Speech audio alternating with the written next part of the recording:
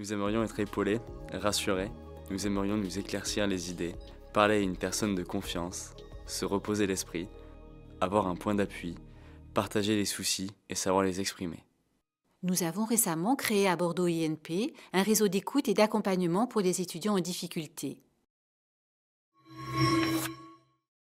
Merci d'être venu en nombre à cette nouvelle soirée du réseau d'écoute. Il est toujours vivant, il est toujours très actif pour écouter, accompagner les étudiants qui ont des difficultés d'ordre psychique. Donc, je vous rappelle que vous avez deux équipes. Ce réseau est constitué de deux équipes, l'une constituée de personnel, enseignants-chercheurs et administratifs, qui sont là pour recevoir, écouter de façon non thérapeutique, de proximité. Vous avez des rendez-vous très rapides, des conversations individuelles et confidentielles. Et cette équipe est accompagnée d'une autre équipe, des ambassadeurs qui sont là pour donner de la visibilité au réseau. Ils sont présents, je les remercie ce soir. Et puis, ils sont là aussi pour détecter des camarades qui sont en difficulté et les accompagner vers les membres du réseau. Alors, ce sont eux qui ont choisi la thématique de ce soir, s'accepter, se construire, les enjeux de l'estime de soi chez les jeunes adultes. Et pour cela, nous avons réuni des intervenants. D'abord, dans un premier temps, Sana va présenter, qui est ambassadrice et étudiante à l'ENSMAC, va présenter pourquoi ce choix, pourquoi le choix de cette thématique. Marion Lenoir-Roy, qui est psychiatre spécialisée dans les jeunes de 15 ans et 25 ans, donc c'est la bonne cible, on peut dire ça comme ça, qui exerce à la clinique Bethany et aussi à la maison des adolescents. Et puis Elisabeth Magne, qui est maître de conférence en arts plastiques, qui a été VP orientation à l'Université Bordeaux-Montaigne, et Philippe Rousseau, qui est comédien, écrivain, metteur en scène, et qui aussi, comme Elisabeth Magne, est rattaché au laboratoire Artes de l'Université Montaigne. Donc un plateau pluridisciplinaire, parce que justement, on a fait le choix de cette pluridisciplinarité pour travailler des questions qui sont difficiles, et justement de décaler le propos, ça nous nourrit davantage. Donc, ce que je vous propose, dans un premier temps, c'est de donner la parole à nos intervenants. On commencera par Sana El-Sharouit. J'ai révisé avant, mais je suis désolée. Sana qui nous expliquera pourquoi les ambassadeurs ont choisi cette thématique. Et puis ensuite, chacun des intervenants prendra la parole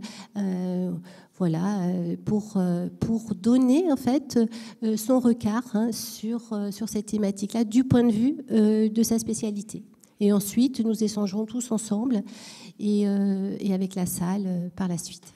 Donc, je laisse la parole à Sana. Peut-être ce que je pourrais dire, c'est que cette thématique, moi, j'étais très contente parce qu'on fait ce travail depuis très longtemps et les ambassadeurs sont là pour essayer de réfléchir. Et ils ont beaucoup réfléchi sur la thématique de l'autre, les pressions, le regard des autres et tout. Et s'accepter, se construire, c'est pas sans l'autre, mais c'est aujourd'hui, en fait, ils s'autorisent à parler de soi, de l'estime de soi. Et c'est aussi une évolution de leur part. Je vous laisse la parole. Donc bonjour à tous. On a choisi la thématique, donc l'estime de soi, se construire et s'accepter. Et donc avec les ambassadeurs du réseau, on a discuté et donc je vais vous expliquer un petit peu tout ce qu'on a établi par rapport à cette thématique. Donc l'estime de soi, c'est une thématique importante dans le parcours de nombreux jeunes. En effet, c'est une thématique qui repose sur le regard que l'on porte sur soi-même et sur la manière dont on évalue notre propre valeur et notre importance. Et cette notion-là, elle est très variable et elle dépend de divers facteurs. Parmi ceux-ci, on peut retrouver la comparaison aux autres, la pression sociale et la pression des réseaux sociaux, ainsi que les attentes académiques ou professionnelles et bien d'autres encore. Et il y a plusieurs étudiants qui témoignent d'un sentiment d'insuffisance et d'une peur de ne pas être à la hauteur. On a par exemple un témoignage qui nous dit « Je me compare sans cesse à mes amis, j'ai l'impression de ne jamais être au même niveau, alors je me tais, je m'efface et je m'isole ». Ces pensées négatives-là, elles sont souvent renforcées par des critiques qui ont été reçues dans l'enfance ou par des attentes irréalistes que l'on se fixe souvent soi-même. Il y a certaines personnes qui s'imposent une pression extrême pour atteindre leurs objectifs et leurs rêves. Il y a un témoignage qui nous explique « Je rêvais d'être biologiste, mais je me compare constamment à l'image que j'avais rêvée de moi-même. La quête du rêve s'efface devant les frustrations. » Et on voit que le lien entre l'estime de soi et la réussite personnelle ou professionnelle, un lien qui est du coup très étroit, il semble créer une sorte de cycle qui reste très difficile à briser. En effet, l'échec, il est perçu comme une confirmation en fait de l'incompétence. Et cette confirmation-là, elle va entraîner de l'anxiété, du stress et le sentiment de ne jamais être assez, de ne jamais être assez bien, de ne jamais être assez fort, ne jamais être assez intelligent et bien d'autres encore. Et cela pouvant même aller jusqu'à affecter la santé mentale des jeunes. On a quelqu'un qui nous explique « Je ressens une pression énorme, une boule au ventre dès le réveil. J'ai peur de l'échec et je m'isole par crainte d'être jugée sur mes performances scolaires. » Au-delà de ça, il y a l'influence de notre entourage aussi qui est déterminante dans la construction de l'estime de soi chez les jeunes. Les paroles blessantes particulièrement, elles vont laisser des marques profondes. On a un témoignage qui nous dit « Les mots qu'on m'a dit restent gravés dans ma mémoire. Tu es grosse. Ces mots toxiques sont comme un fantôme du passé dont je n'arrive pas à me défaire. » Au contraire, à l'encontre de ces mots négatifs, il peut y avoir des mots d'encouragement qui peuvent justement apporter une dynamique positive. Par exemple, un enseignant qui va valoriser un effort et un travail, un ami ou un parent qui soutient, c'est-à-dire une reconnaissance extérieure en gros, qui vont pouvoir inverser ce cercle vicieux du doute et de l'autodévalorisation. Quelqu'un nous explique « Quand un professeur a félicité mon travail, j'ai ressenti une bouffée d'air. Pour une fois, je me suis dit que j'étais capable. » Par ailleurs, l'estime de soi, il faut se dire qu'elle n'est pas figée. Elle évolue avec le temps et l'expérience. Et il y a beaucoup de jeunes qui réalisent qu'il n'existe pas qu'une seule voie vers leurs rêves et que l'adaptation est une compétence précieuse. Par exemple, quelqu'un s'est fait cette réflexion-là et nous dit « On peut s'adapter, changer de rêve. Souvent, on s'aperçoit qu'en évoluant un peu, on arrive quand même à vivre ses aspirations. » Ensuite, se connaître soi-même, c'est une étape clé dans le processus, savoir ce que l'on aime, ce que l'on veut ou que l'on ne veut pas, et apprendre à poser ses propres limites permet de gagner en confiance et de faciliter du coup l'établissement d'une meilleure estime de soi. Et il y a un des témoignages qui insiste justement sur cette importance de bienveillance envers soi-même, en nous disant « Derrière mon image de bon élève, il y a le doute, mais j'apprends à sortir de ma zone de confort, prendre la parole en public, rejoindre une association, etc. J'essaie de ne plus attendre d'être parfait avant d'oser. » L'estime de soi, elle se construit progressivement à travers des petites victoires et des moments de reconnaissance ainsi qu'un travail sur soi-même. Il s'agit non seulement de s'accepter, mais au-delà de ça, en fait, il s'agit de s'aimer. Quelqu'un nous dit « J'ai grandi en pensant qu'il fallait être la meilleure et ne jamais montrer ses faiblesses. Aujourd'hui, mon vrai défi, c'est d'apprendre à m'aimer. » Ainsi, chacun à son rythme apprend à reconnaître sa propre valeur et avancer sur son chemin sans être prisonnier du regard des autres. Il ne s'agit pas là d'atteindre un idéal inatteignable, mais plutôt de trouver son chemin et un équilibre entre ambition et bienveillance envers soi-même. Et tout cela, ça se travaille, c'est pour ça qu'il ne faut pas perdre espoir. Et du coup, j'en ai désormais fini avec les pensées qu'on a eues avec le reste des ambassadeurs. Et nous souhaitions désormais réfléchir avec vous sur ce sujet et en savoir plus sur vos réflexions personnelles. Merci pour ce très beau témoignage.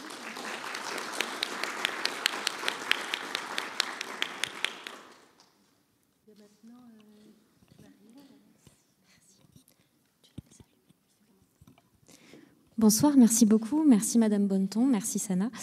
Alors moi, mon métier, c'est d'être psychiatre. Alors je ne sais pas trop être devant un amphi. Du coup, j'ai pris des petites notes et je vais être obligée un petit peu de lire. Toutes mes excuses. On va parler ce soir de la construction et de l'estime de soi chez le jeune adulte.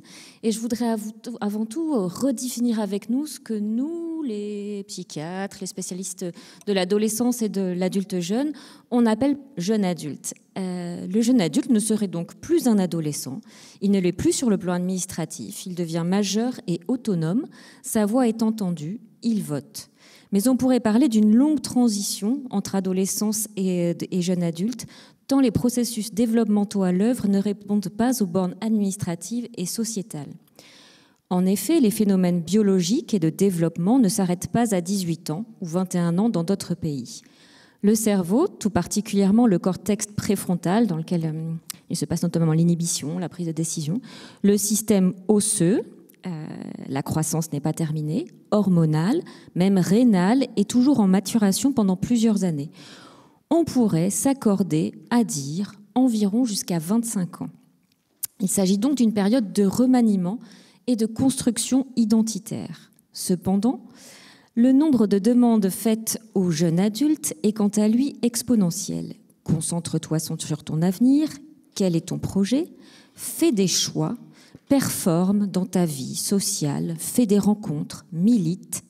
Il y aurait l'illusion que les questions de l'adolescence sont derrière lui, mais la plupart du temps, il est encore traversé par ces questions, dont le processus de séparation et d'autonomie, tout particulièrement avec les parents ou les êtres qui l'ont accompagné, et la découverte de la vie affective et sexuelle. Il faudrait tout construire très rapidement sur un socle encore fragile et incertain.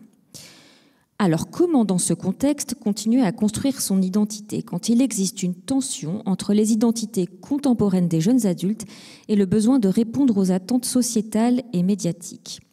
On pourrait dire que les figures identificatoires de la jeunesse sont multiples et riches. Cependant, les ados, les plus jeunes ados, sont soumis de façon massive à 3 grands modèles médiatiques. La télé-réalité, les influenceurs et le porno, avec des représentations des corps, de la performance, des relations entre pairs et du développement personnel assez discutables.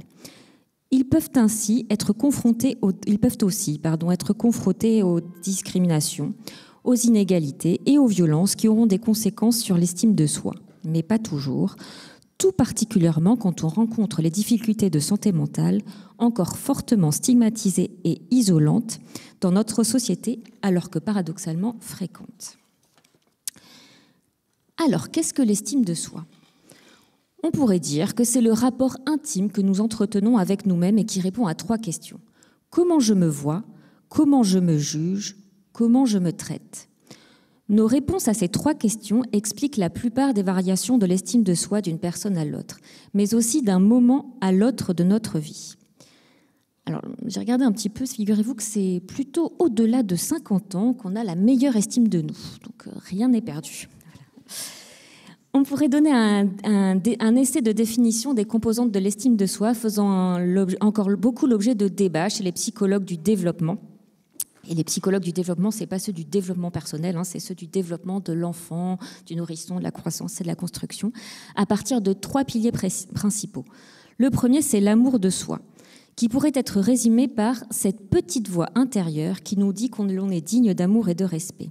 Il dépasse la question des défauts et des limites qui sont les nôtres. Il peut se construire sur des bases sécurisantes.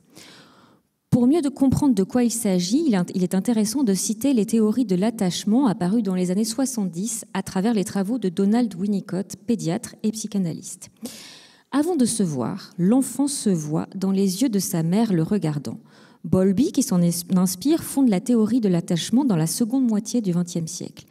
Ce psychiatre établit que si, chaque fois que l'enfant est dans la détresse, les personnes qui l'élèvent réagissent de manière adéquate en apportant rapidement réconfort et consolation, c'est-à-dire en répondant à ses besoins d'attachement, l'enfant développe non seulement une image de l'autre comme étant digne de confiance, mais aussi une image de lui-même valorisante. Il se sent reconnu dans ses besoins et digne d'amour. Il développerait ainsi un sentiment de sécurité. Ces théories sont bien sûr à adapter au modèle moins genré de la parentalité et plus collectif actuellement. Il s'agit là de la mère, du père ou de toute personne répondant aux besoins du nourrisson et de l'enfant. Donc il développe cet enfant le sentiment d'une part que s'il sollicite de l'aide, il sera entendu et respecté dans ce qu'il ressent et attend, d'autre part qu'il peut puiser dans ses propres ressources si besoin, puisque ceux qui l'ont élevé ont pris soin, par leurs attentions et leur réassurance, de le considérer comme un individu à part entière, armé pour affronter la vie. Il est intimement lié à notre sentiment d'appartenance. Le second pilier, ce serait la vision de soi. Elle réfère à une évaluation, fondée ou non, que chacun fait de ses qualités et de ses défauts.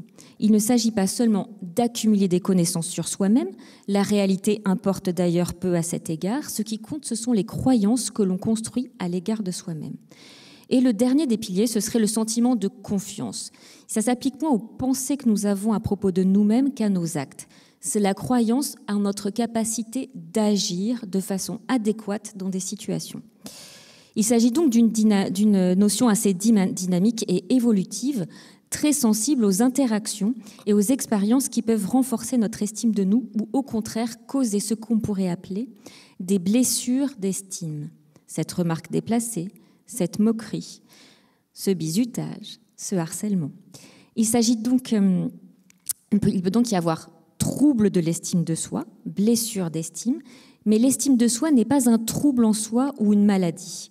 Je peux être atteint d'un trouble de l'humeur sévère, d'une dépression, mais être rétabli et m'estimer pour ce parcours de soins, pour ce que j'accomplis, pour la certitude d'être soutenu et aimé.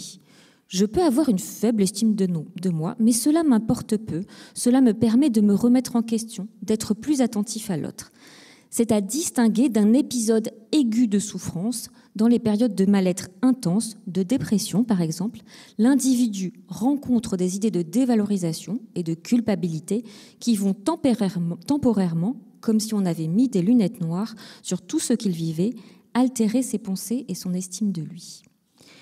Alors, comment avoir une bonne estime de soi ?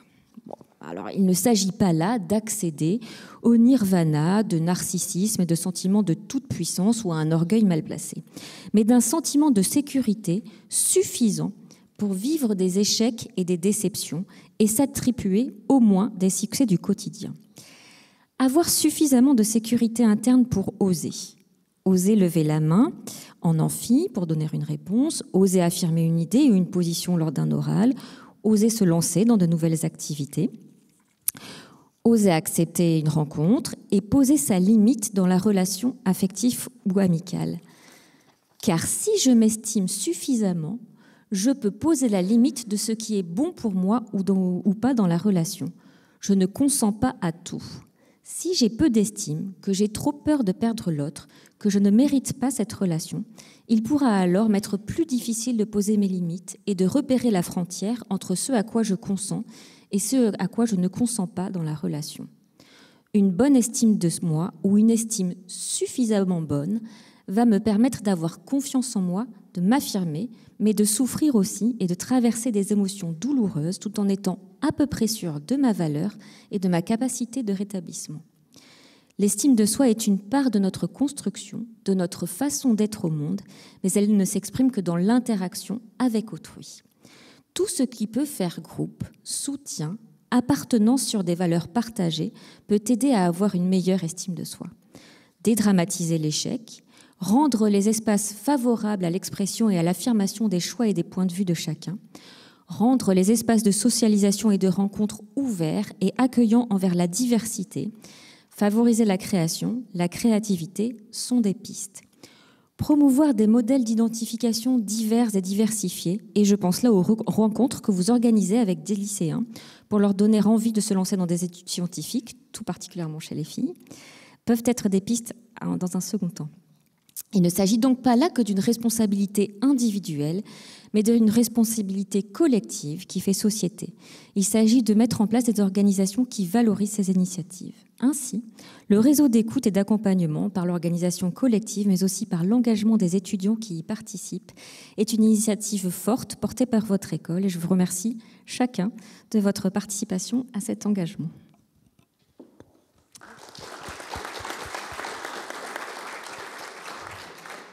Merci beaucoup Marion Lenoir pour cette belle introduction. Ouais. Et puis on va donner la parole à Elisabeth Pagne. Voilà. Alors ma parole, elle est un peu décalée par rapport à cette présentation.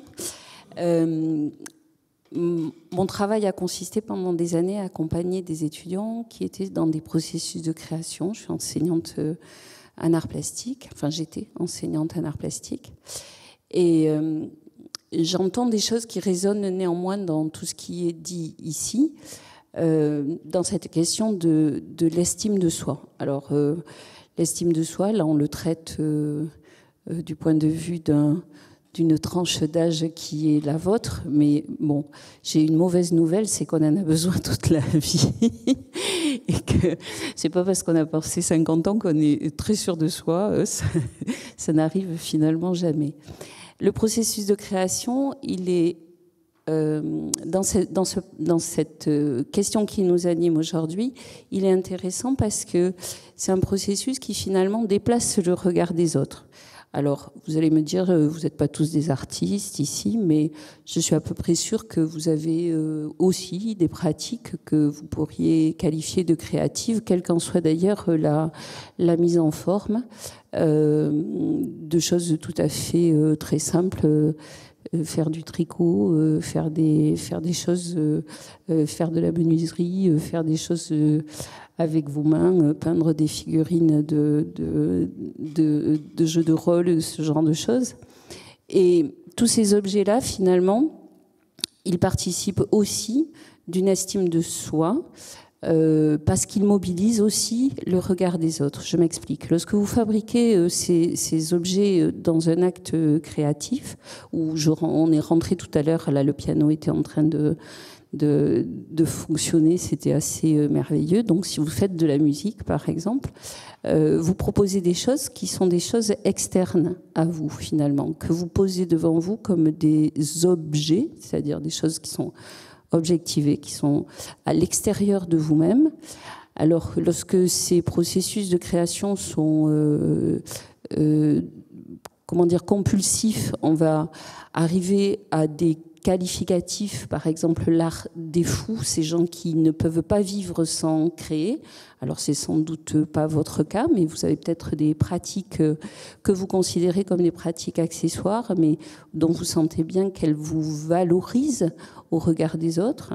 Eh bien, ces pratiques artistiques créatives, elles mobilisent également le regard des autres, non pas sur vous-même, mais sur des objets que vous proposez. Et c'est intéressant parce qu'on pourrait penser que finalement, quelque chose qu'on a posé devant soi, c'est quelque chose qui ne nous appartient plus. C'est juste parfois, alors il faut le reconsidérer aussi dans la manière dont les autres jugent et évaluent ce que vous venez de faire. Vous faites de la peinture, par exemple. Eh bien, vous avez besoin que votre entourage, alors vous pouvez être à un niveau créatif très simple, mais que votre entourage vous renvoie une valorisation de ce travail, c'est extrêmement aussi, ça participe aussi de cette estime de soi, et c'est quelque chose qui est important et qui parfois permet aussi de fabriquer de la résilience sur des moments de difficulté sur lesquels vous pouvez avoir tendance à vous replier sur des choses qui vous sont plus intimes ou personnelles. Mais l'acte de création, c'est toujours poser devant soi quelque chose d'externe, et cette externalisation, vous la soumettez finalement aussi au jugement des autres, et par ricochet, vous la recevez comme quelque chose qui vous affecte, vous. Alors, ça a l'air très théorique comme ça, mais je suis sûre que vous allez trouver dans vos vies, dans la vie ordinaire, des éléments ou des choses qui vont vous renvoyer à ce que je viens de dire, et ça peut se passer à tous âges et avec toutes les pratiques qui sont les pratiques créatives. Dans l'accompagnement des étudiants, moi, ce que je trouvais très fort dans cette triangulation, finalement, c'est-à-dire un étudiant, une étudiante, un objet et moi, c'est que moi, je pouvais parler de l'objet, et en parlant de l'objet, finalement, je parlais aussi à la personne qui était à côté de moi, et elle faisait de même quand on s'adressait. Finalement, ce n'était pas une adresse entre deux personne, mais c'était une adresse qui était déplacée sur un objet. Voilà. Donc c'est quelque chose qui est intéressant dans cette relation de l'estime de soi, il me semble-t-il, parce que cette construction, elle peut être aussi déplacée. Là, on a beaucoup parlé de relations, d'interpersonnalité, interpersonnelle entre êtres humains. Voilà. Mais il y a aussi, on peut aussi avoir cette question du triangle avec des objets intermédiaires qu'on a produits et qu'on livre finalement au jugement des autres. Voilà. Merci beaucoup, Elisabeth Mann.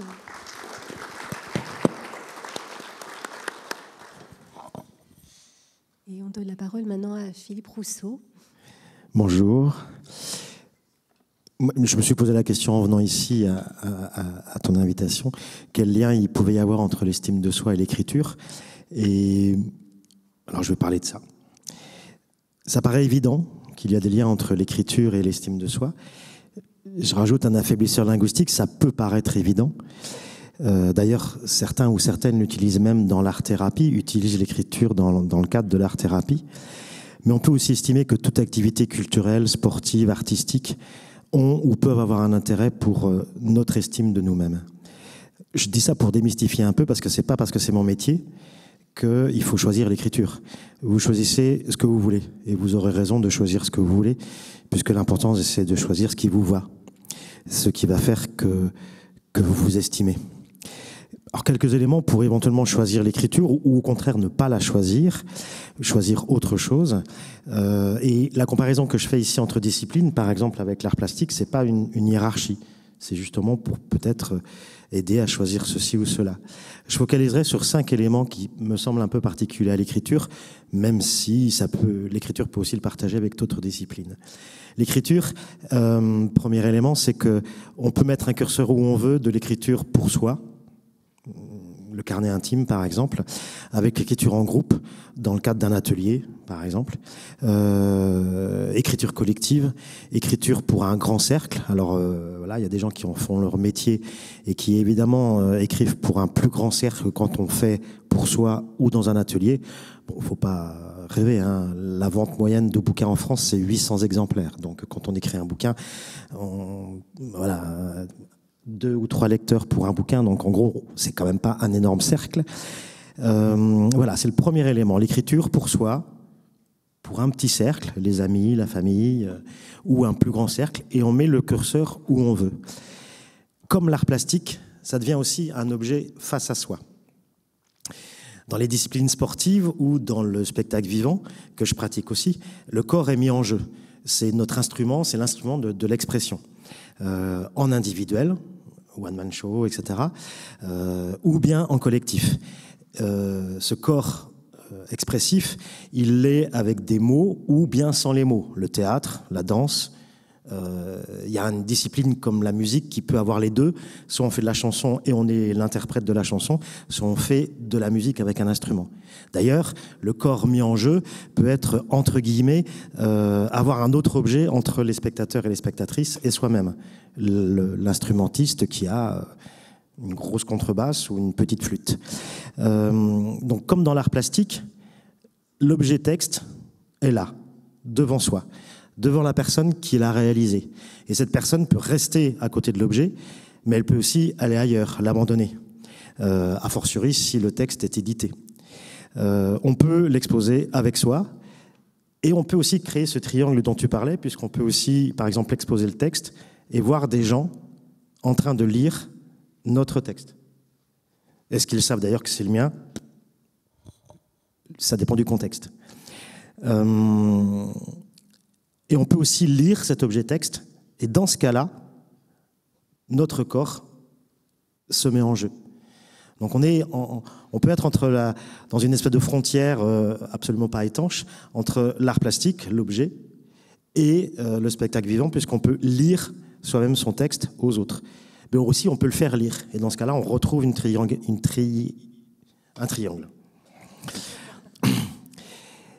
Et dans ce fait-là aussi, comme pour l'art plastique, l'écriture, c'est un travail manuel. C'est la main qui écrit. Que vous écriviez à la main ou à l'ordi, malgré tout, c'est quand même la main. Il faut bien qu'il y ait le trajet entre ici et notre corps. Troisième élément, sur lequel je voudrais focaliser, c'est l'enseignement. L'écriture s'enseigne à l'école obligatoire, laïque, gratuite et obligatoire. Alors, il y a bien de l'éducation artistique et sportive en primaire et en secondaire, mais on n'apprend pas à écrire la musique à l'école obligatoire, laïque et gratuite. Pour ça, on va dans des écoles qui sont plutôt en option. Et c'est un paradoxe pour moi que l'écriture puisse s'enseigner à l'école, alors que c'est sûrement un des arts qui exclut le plus facilement les écrivains amateurs de devenir professionnels. Et puis, l'enseignement de l'écriture passe beaucoup de temps avant de penser à une écriture créative, une écriture artistique, une écriture fictionnelle, autofictionnelle, une écriture libre, poétique. Comment cette hiérarchie, qu'est-ce que cette hiérarchie construit dans notre propre écriture et dans la vision que l'on a de notre écriture? Quatrième élément, c'est les techniques de l'écriture, orale ou écrite. Ces techniques, en fait, on les a toutes, on les a tous. Tout le monde les a. Je cite, et j'aime bien citer, Mathilde Levesque, qui est prof de lettres dans un lycée en banlieue parisienne, et qui a sorti un bouquin qui s'appelle « Les figures stylées ». Et au lieu de vous expliquer les figures de style en prenant les références chez Corneille, Hugo ou autres, eh ben elle les prend chez ses élèves. Parce que tout le monde utilise toutes les figures de style. Alors on ne sait pas que ça s'appelle zeugma ou paronomase. Zeugma et paronomase quand même. Mais on sait les utiliser. Vous savez utiliser la paronomase. Ça roule Raoul. Alors peut-être qu'il y a des paronomases plus jeunes que celle-ci, mais c'est voilà. Mais vous savez ça roule ma poule. Voilà, c'est ça, ouais. Elle m'envoie souvent des textos avec ça roule ma poule. Voilà, c'est une paronomase. Et c'est comme la prose de Monsieur Jourdain, c'est comme la course à pied. Plus vous écrivez, plus c'est facile. Je ne dis pas que vous allez vous transformer en prix Goncourt, et est-ce un objectif de devenir prix Goncourt? La plupart des prix Goncourt ont été oubliés par l'histoire de la littérature. Mais plus vous écrirez, plus ce sera facile. Plus ce sera facile de vous y mettre et plus ce sera facile de le faire et d'arriver à un endroit où vous voudriez arriver. Dernier élément, c'est quand même le cœur de l'écriture, c'est les mots. Enfin, ce sont les mots. Dans leur écriture, dans leur lecture, dans leur juxtaposition, dans leur présence ou dans leur omission, les mots sont quand même plus explicites que, par exemple, un mouvement de corps, si je parle de danse, qu'un mouvement de pinceau, si je parle de peinture, qu'une mesure de musique, de notes. Alors bien sûr, la poésie peut inclure du mystère, des doubles sens, etc. Mais quand même, quand on écrit, il y a les mots, leur syntaxe, leur accord, leur polysémie, et que même si ça devient un objet, même s'il y a une mise à distance, il y a quand même votre pensée et un dévoilement qui arrive, voulu ou fortuit, un hasard, pas tout à fait hasard. Alors comme dirait le chanteur Arnaud, c'est le bazar. Ah mais là on tient une paronomase d'ailleurs entre bazar et hasard. Ah, il y avait quelqu'un qui l'avait noté. Donc on peut commencer. On peut commencer à écrire là. On va choisir un sujet. Je, tu, il. Après tout, c'est l'estime de soi. On va faire je. Un verbe. Alors, il y a plusieurs types de verbes, action, état, modal. Moi, j'aime pas trop les états ou les modaux. Donc, on va faire action. Allez, le verbe aimer. Ça fait partie du thème.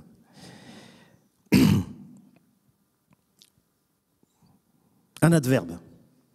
Oui, un adverbe, ça s'ajoute. Le préfixe ad fait que ça s'ajoute. Allez, je t'aime.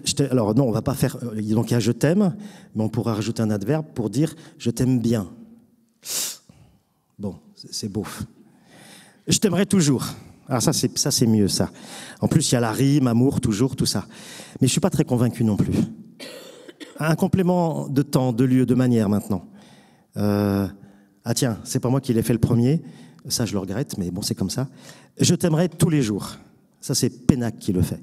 Donc, il transforme l'adverbe en complément de temps. Je t'aimerai pas toujours. La plupart des chansons montrent que ça marche pas. Mais je t'aimerai tous les jours. Voilà. Ah, on ajoute un adjectif. Je t'aimerai tous les jours, d'un amour... Bon, je vous laisse choisir. Il y a du risque dans le choix de l'adjectif. Adjectif qualificatif. Qualificatif, c'est le jugement. Voilà. Il y a aussi les conjonctions. Les conjonctions de coordination, vous les connaissez, mais où est donc Ornicard, on le cherche encore. Alors, je t'aimerais tous les jours, mais... Ah mince, c'est comme le bien de tout à l'heure, c'est pas top. Alors on change le complément d'objet direct, on choisit une conjonction simple, et puis 2 verbes d'action. Je change le complément d'objet direct, c'est pas je t'aime, mais je m'aime. Je m'aime et je l'écris. Alors, j'ai mieux encore, je vous propose, on va passer au pluriel, nous nous aimons et nous l'écrivons.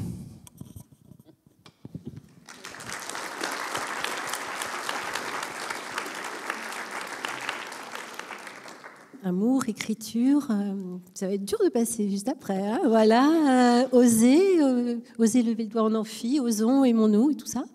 Quel beau projet. Et comme tu le disais, Elisabeth, en effet, cette question, elle s'adresse à tout le monde. Voilà, pas qu'aux jeunes, mais c'est vrai que, comme nous le faisait remarquer Marion Lenoir, les jeunes n'ont pas encore fini de grandir, donc ça les concerne encore peut-être davantage. C'est une question qui ne se posait pas à l'époque des anciens. La condition de naissance, eh bien, c'est quelque chose qui déterminait toute la vie. Et aujourd'hui, eh bien, cette aspiration à cette estime de soi est devenue légitime. Donc, peut-être aussi une remarque, c'est qu'en 1990, l'État de Californie a décrété une priorité éducative et sociale, cette priorité de confiance, de mettre en confiance les élèves. Donc, c'était un beau signal des États-Unis à l'époque.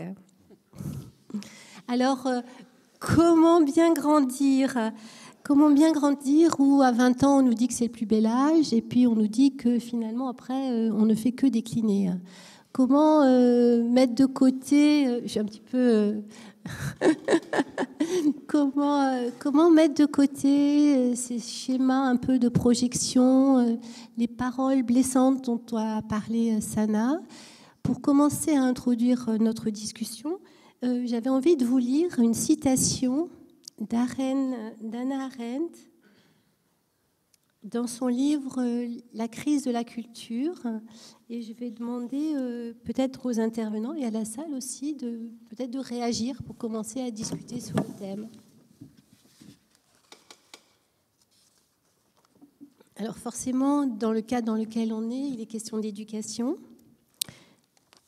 L'éducation est le point où se décide si nous aimons assez le monde pour en assumer la responsabilité et de plus, le sauver de cette ruine qui serait inévitable sans ce renouvellement et cette arrivée de jeunes et de nouveaux venus. C'est également avec l'éducation que nous décidons si nous aimons assez nos enfants pour ne pas les rejeter de notre monde, ni les abandonner à eux-mêmes, ni leur enlever une chance d'entreprendre quelque chose de neuf, quelque chose que nous n'avions pas prévu, mais les préparer à leur future tâche de renouveler un monde commun. Et voilà, sur le commun, le collectif, dont tu as parlé aussi, Elisabeth. Voilà, j'aurais aimé avoir votre sentiment.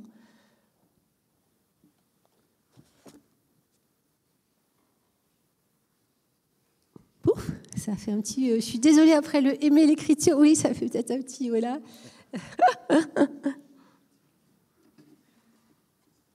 C'est compliqué, c'est compliqué. Alors peut-être une autre question. Une question, c'est vrai que moi, peut-être choisir un mot qu'on a entendu. Moi, j'ai entendu le mot amour. J'ai entendu le mot reconnaissance. Reconnaît, voilà. J'ai entendu le mot collectif. Et ça renvoie à la citation d'Hannah Arendt là, sur le monde commun, en commun à construire, le faire groupe de Marion Lenoir. Voilà. Et puis, il y avait le mot un petit peu derrière, le mot créativité. Et moi, j'en aurais rajouté un cinquième. c'est le mot beauté, parce que j'ai l'impression que quand on écoute une musique, quand on voit une peinture, on dit ah c'est beau, et que là on n'est pas influencé par les autres, on est en confiance, on dit ah là c'est beau. Là je suis moi quand je dis, j'ose dire que c'est beau. Donc peut-être, pourriez-vous réagir par rapport à l'un de ces mots, sachant que la beauté pour le projet des arts, c'est peut-être plus ce dont il est question, mais c'est quand même un mot très joli.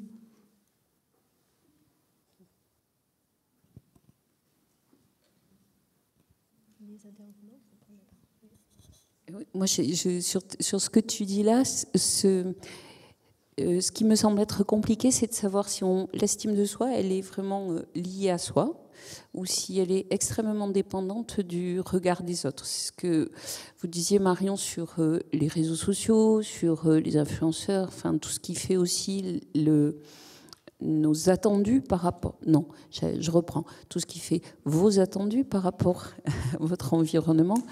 Et quelle est la part là-dedans ? Qu'est-ce que vous percevez pour vous-même de ce que l'extérieur vous mobilise en termes d'estime de soi? Est-ce que vous êtes très dépendant? Est-ce que vous avez le sentiment d'être très dépendant d'un extérieur jugeant, ou en tout cas que vous vivez comme jugeant?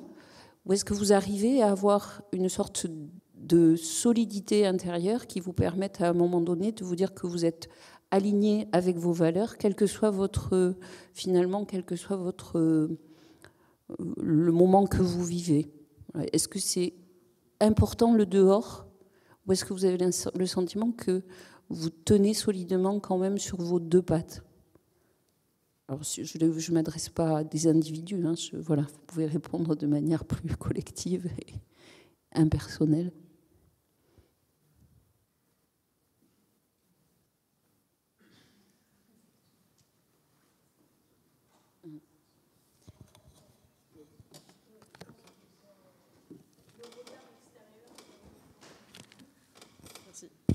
Le regard extérieur est très important dans la construction de soi-même, et aussi le fait qu'on est des animaux sociaux et on a besoin du regard extérieur, d'être validé éventuellement par les autres, que ça passe par des mots ou des actions des autres. Et je pense que oui, l'estime de soi passe... Je parle pour moi, mais je pense que ça doit concerner beaucoup de gens aussi ici, que ça passe beaucoup par les autres et que c'est très difficile de se construire une estime de soi solide sans cet apport des autres. Voilà. Merci à vous. Moi, personnellement, par rapport à ce que vous avez posé comme question, je pense qu'on peut tous être victimes, entre guillemets, de ce regard extérieur. Et je pense qu'en fait, c'est les expériences qu'on va vivre au fur et à mesure qui vont justement forger ou non cette solidité de ne pas être victime de ce regard-là. Et je pense que ça peut surtout aussi passer par l'éducation qu'on a dès qu'on est petit, qui vont faire que du coup, on va se forger tout au long de notre vie par rapport à ça ou non. Donc je pense que oui, on est tous un petit peu victimes de ça, mais selon l'éducation et l'expérience qu'on a, on peut ou pas continuer à l'être ou justement se solidifier par rapport à ça.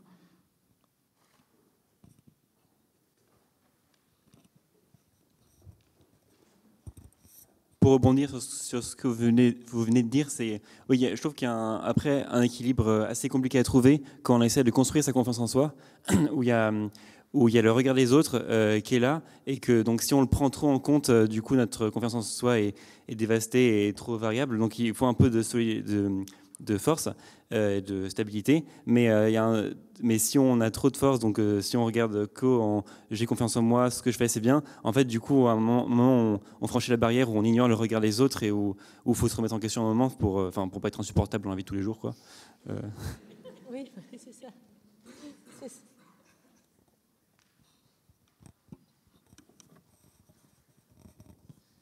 Ça va renvoyer aux travaux de psychologie sociale qui m'ont toujours étonnée, en fait, alors je ne sais pas si... je ne connais pas bien ces travaux, mais je me permets de les présenter parce que certaines fois, en fait, il y a l'influence du groupe il y a pas mal d'expériences qui ont eu lieu avec, en mettant en avant en fait que statistiquement, eh bien, une personne, même si elle pense le contraire, eh bien, elle va penser comme le groupe. Il y a une espèce de conformisme. Et c'est bien, enfin, j'adhère à ce que vous avez dit sur l'espèce d'équilibre. Et comment ça se fait que majoritairement, quand une question est posée, alors ils prenaient des salles de classe, ils faisaient des expériences, mais majoritairement, même si l'étudiant pense répondre une question fausse, eh bien, il va quand même le faire parce que les camarades qui ont répondu avant ont répondu cette question-là. C'est quand même étonnant. Donc, en fait, ce rapport, je ne sais pas si dans ce genre d'expérience, ils ont sûrement dû réfléchir à... Mais voilà, ça questionne bien l'estime de soi par rapport au groupe, en fait.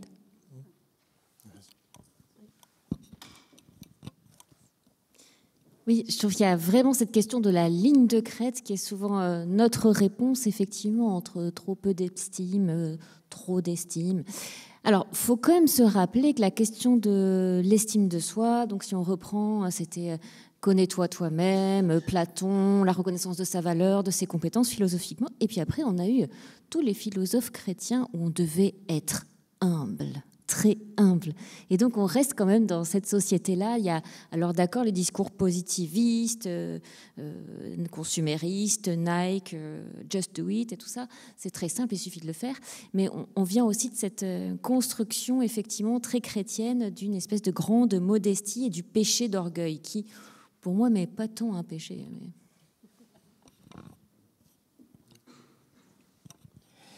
Il me semble aussi entendre qu'il y a...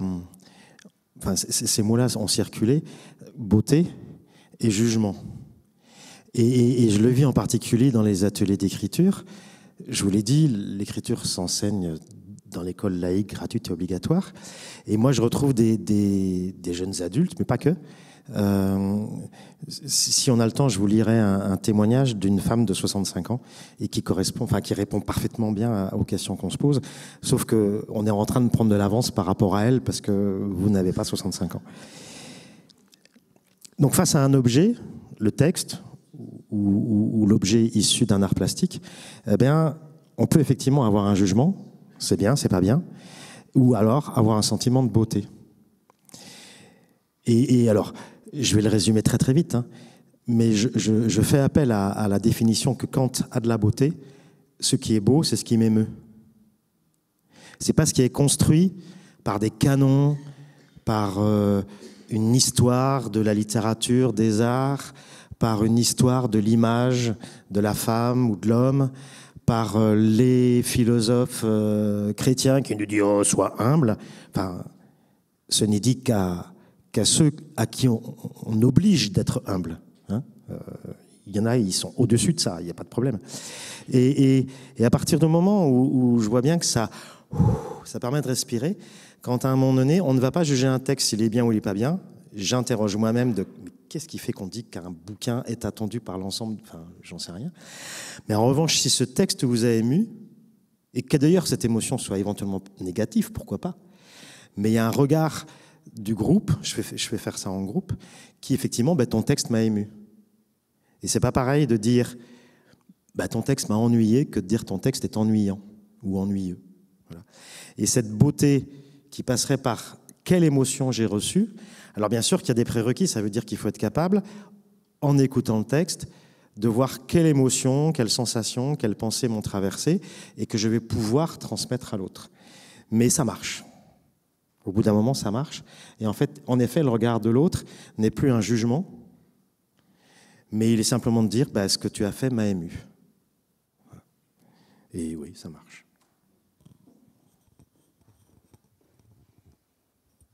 Alors, j'ai entendu l'orgueil, c'est pas un péché. Qu'est-ce que à quoi tu faisais référence? Quel était ton raisonnement derrière? Non, c'était un... Alors, je ne sais pas quelle figure de style c'est, excusez-moi. Non, c'était l'idée qu'effectivement, il y a cette notion dans la culture chrétienne du péché d'orgueil, hein, c'est un des 7 péchés capitaux. Voilà, donc, mais moi je pense qu'à tous les âges, mais avant de pécher par orgueil, il faut quand même y aller. Enfin, au jour d'aujourd'hui, pour les jeunes de votre génération, allez-y, soyez un peu orgueilleux, il n'y a pas de problème. C'est plutôt ça mon message.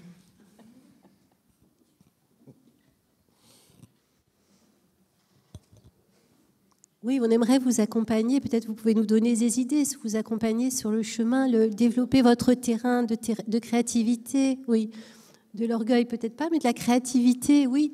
Et donc, aidez-nous à construire un enseignement où vous osez être vous-même et vous pouvez vous trouver votre propre chemin de vie au travers de notre accompagnement pédagogique. Donc, si vous avez des idées, elles sont les bienvenues. Hein. On essaie, voilà. Ouais. En tant que personne relativement orgueilleuse et très self-centered, je pense que c'est beaucoup le considèrent comme un très mauvais défaut et de toute manière ça a souvent été considéré comme tel.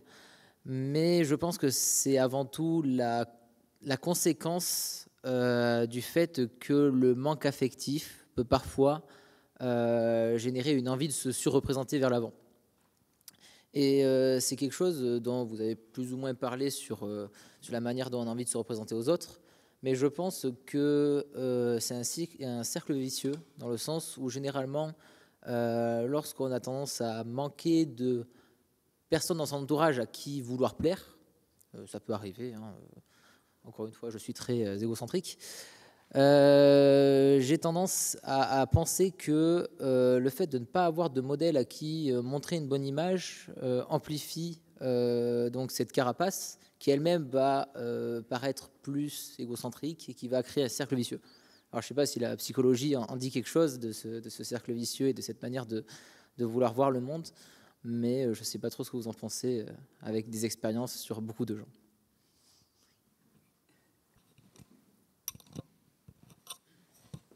Oui, effectivement, souvent, dans nos façons dont on va mettre l'autre à distance et créer le plus de distance entre moi et les autres, il y a souvent, justement, il n'y a pas tant d'estime de soi que ça et pas tant de... Enfin, voilà, il n'y en a jamais trop.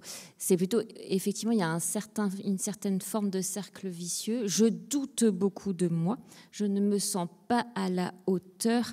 Alors bon, on m'a invité à cette soirée, ça avait l'air bien, mais finalement, oh non, ça me plaît pas, je vais pas y aller, je suis mieux chez moi, je vais regarder.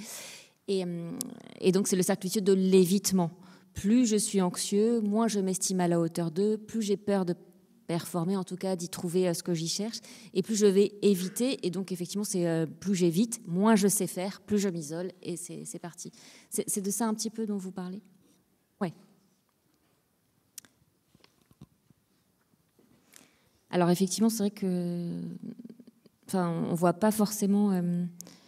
C'est un truc assez classique qu'on voit chez les personnes qui ont ce fonctionnement. Oui. D'autres questions dans la salle ? Intervention ça m'intéresserait de savoir les étudiants sur cette question d'orgueil que je trouve très intéressante parce qu'elle est teintée forcément de notre biais cognitif. Vous le voyez au travers de la souffrance, de l'estime de soi, c'est votre métier, donc d'un point de vue du pathos. Et en effet, soyez orgueilleux, on comprend tout à fait d'où ça vient par vous. En revanche, si on le prend d'un côté enseignant, du côté enseignant et étudiant, dans un groupe, on est dans un moment que l'on vit ensemble, que l'on essaie d'être collectif, participatif, et que si soyez orgueilleux, qui est une injonction super intéressante, en effet, thérapeutiquement, devient compliqué sur un moment de cours où si une personne est justement dans cet orgueil, nous, en tant qu'enseignants, parfois, enfin même souvent, on est obligé de canaliser ça parce que ça se fait au détriment du groupe, évidemment. Et donc ce moment-là, dans l'équilibre du groupe, va être...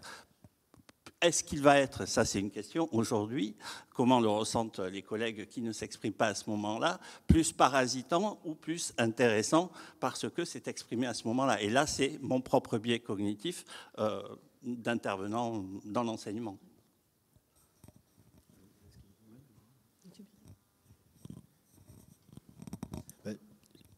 Je peux avoir un exemple là-dessus. Il y avait quelqu'un qui voulait venir, qui voulait intervenir? Où en fait, je démontais les processus qui se passaient. Parce qu'une personne qui parle beaucoup, ça veut dire aussi qu'il y a des personnes qui ne parlent pas. Voilà. Et qu'est-ce qui fait depuis la maternelle que ces personnes ne prennent pas la parole aujourd'hui ou que d'autres la prennent tout le temps? Donc je démontre régulièrement ce fonctionnement, ce processus, qui est quand même un peu genré aussi. Et du coup, il y a plus de filles qui parlent. Et puis je me souviens d'une fois, un gars, il s'appelait Baptiste, et il m'a remercié, parce que c'était le stéréotype du bon élève, qui avait toujours la bonne réponse. Et pour un prof, c'est super, parce qu'on n'a pas de silence, parce que ça va vite. Et quand j'avais dit, mais Baptiste, t'es intelligent, t'es cultivé, tu donnes les bonnes réponses, mais là, on va laisser la parole aux autres, il m'avait remercié. Du coup, il y avait des silences dans le cours, ça passait plus de temps, mais il y avait quand même les réponses, au bout d'un moment, quand même. Enfin, voilà. Et c'était pendant le confinement, c'était en visio. Donc en plus, quoi. Mais je crois que quand on est enseignant, il faut vraiment être attentif à ceux, justement, à celles, souvent, qui se sous-estiment. Il faut créer des espaces, et ces espaces, il faut les faire de manière assez volontariste. C'est-à-dire qu'il faut aussi, quand on veut vraiment qu'un groupe fonctionne et que la relation pédagogique elle soit pleine et entière et qu'elle vaille le même poids pour tout le monde, il faut faire aussi de la discrimination positive, c'est-à-dire qu'il faut être attentif absolument à ces phénomènes. On peut avoir un groupe, on peut dire « Ah, cette classe, c'est super, ce groupe, c'est super, cet amphi, c'est super, ils prennent toujours la parole. » Non, en fait, c'est toujours les mêmes qui prennent la parole. Et donc, si on veut... La question, c'est pourquoi les autres, finalement, ne parlent pas, ou parlent moins, ou s'expriment moins. Et ça... Alors, du côté des enseignants, il faut y faire très attention, évidemment. Mais vous-même, dans vos groupes, faites-y attention. C'est-à-dire que on peut choisir les groupes aussi dans lesquels on fonde son estime de soi. C'est-à-dire que il faut pas confier son estime de soi à n'importe qui. Il faut la confier à des gens dont on partage les valeurs et dont on sait qu'ils en prendront soin. Voilà, donc je pense que, enfin moi, plus je vieillis, plus je choisis mes groupes de vie et mes lieux et mon militantisme et mes lieux de collectif et mes endroits où parce que j'ai absolument besoin que les gens avec qui je passe du temps soient des gens avec qui je partage des valeurs. Et je m'en fous de ce que pensent les autres. Voilà. Et donc ça, il faut y faire attention parce qu'on a tendance à penser que tous les autres se valent et ce n'est pas le cas. Oui, alors effectivement, moi, j'ai jamais rencontré parmi les gens que j'accompagne, que je reçois, de jeunes orgueilleux. Donc, mais par contre, effectivement, je vois beaucoup de jeunes qui ont l'air orgueilleux, mais un orgueil qui cache soit une très faible maîtrise des codes sociaux, des grandes difficultés dans la communication et dans les interactions sociales, des espèces de passages en force parce qu'ils sont décrochés, puis quand ils raccrochent, ils disent n'importe quoi. Voilà, de mon point de vue, en tout cas, ce serait plutôt celui-là. Et que ça cache souvent des particularités de fonctionnement et dans la lecture des codes sociaux et des règles de vie au sein d'un groupe.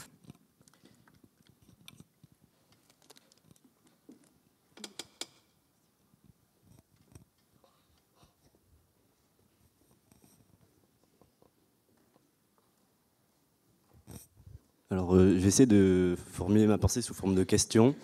Tout à l'heure, vous avez évoqué le fait que souvent, notre estime de soi ou notre expression, elle pouvait apparaître de manière objective, un peu sous forme d'activité sportive, d'art, de musique, quoi que ce soit. Et au final, quand on se retrouve à sociabiliser avec des gens, on se retrouve finalement dans un bain d'expression personnelle avec tout le monde qui va vouloir un peu exprimer ce « je suis moi ». Et alors, en tant qu'enseignant, chercheur, ou même en tant que jeune adulte, comment on se positionne face à cette envie de s'exprimer soi-même et cette envie d'accepter aussi la personne en face, si elle est, je ne sais pas, imaginons que ce soit une personne que l'on estime beaucoup, comment on va faire en sorte que sa pensée ne va pas venir obstruer notre envie d'exprimer notre « je suis moi », ou au contraire, si c'est une personne contre qui on a peut-être des choses à reprocher, ou comment on va faire pour faire en sorte que son expression personnelle n'interagisse pas forcément sur la nôtre.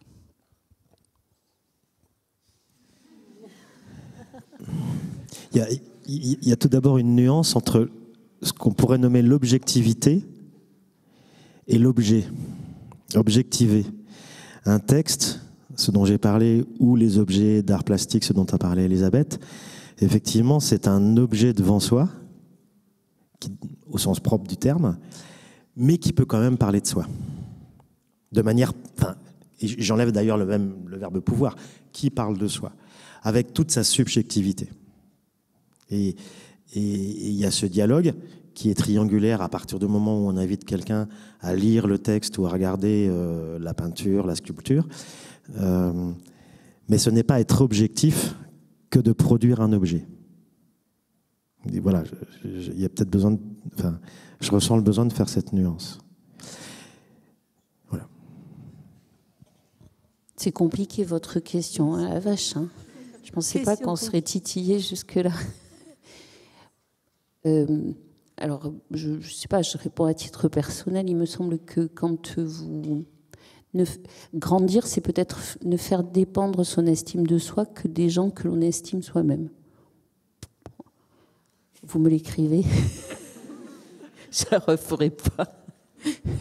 Mais je crois qu'il y a un peu de ça. C'est ça aussi, c'est que ne plus être affecté par ce qui nous tombe dessus de manière indifférente, quels que soient les gens qui nous adressent cette souffrance.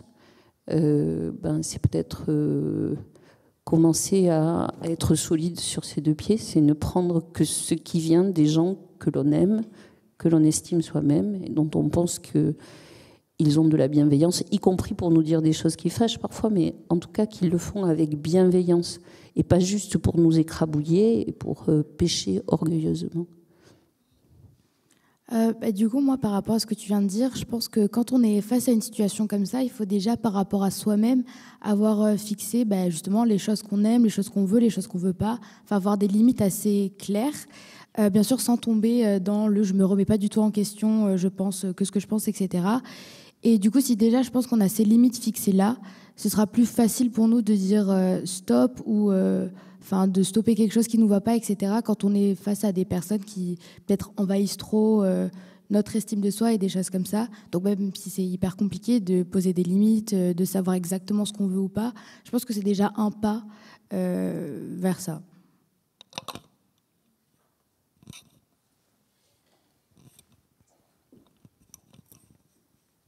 Et si ce sont des personnes que vous êtes censés revoir souvent, par exemple vos parents,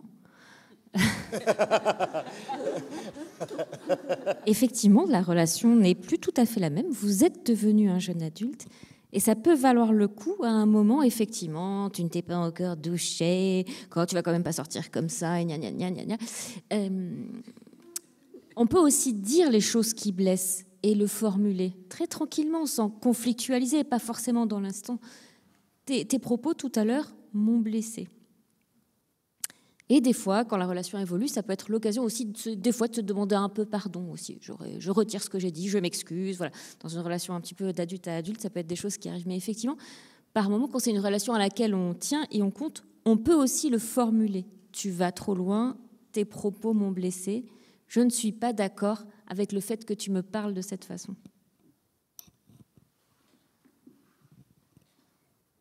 Est-ce qu'il y a d'autres questions dans la salle ? Peut-être une dernière. Alors, moi, justement, ça me renvoie à une transition magnifique, qui est le bien dire. On a dit bien écrire et surtout bien dire. Moi, j'ai trouvé que c'était important là de de montrer que les mots sont importants. Et comment sensibiliser, alors moi je suis enseignante aussi, et comment sensibiliser les collègues à bien dire, par exemple, ne pas dire tu n'y arriveras jamais, tu travailleras jamais. Ça, c'est un étudiant dans le cadre du réseau qui m'avait rapporté sur des enseignements anciens, voilà, ces choses-là. Mais non, faites-vous confiance. Comment des collègues, comment collectivement on peut apprendre à bien dire les choses, aux élèves, parce qu'il y a certaines fois des choses qui peuvent paraître comme ça sur une fragilité ponctuelle, ben ça peut marquer. Ça peut marquer un étudiant qui m'avait dit mais il m'a dit que j'étais nulle. Mais oui, mais bon, peut-être nul sur la question, mais tu n'es pas nul en fait. Tu as mal. Voilà, c'est pas une question de sur la notation en fait. Voilà. Et donc toutes ces choses-là, eh bien, les ambassadeurs avaient trouvé que c'était une bonne idée de travailler l'année prochaine la notion de traduction et de bien dire comment traduire les émotions. Comment traduire mes émotions, quels sont les mots que je vais employer, donc sur les mots, sur le bien dire. Et un mot qui est sorti, c'est le mot traduction, comme traduire des langues, l'étranger, la personne qui travaille dans des thématiques différentes, la pluridisciplinarité, traduire les émotions, ça fait vraiment partie de la vie du vivre ensemble. Et donc, merci de cette belle transition que je peux faire sur peut-être le thème qui sera choisi l'année prochaine, qui est déjà un peu en discussion dans les tablettes. Merci beaucoup d'être venus et je remercie chaleureusement nos intervenants pour leur contribution très riche, très variée. Merci à vous.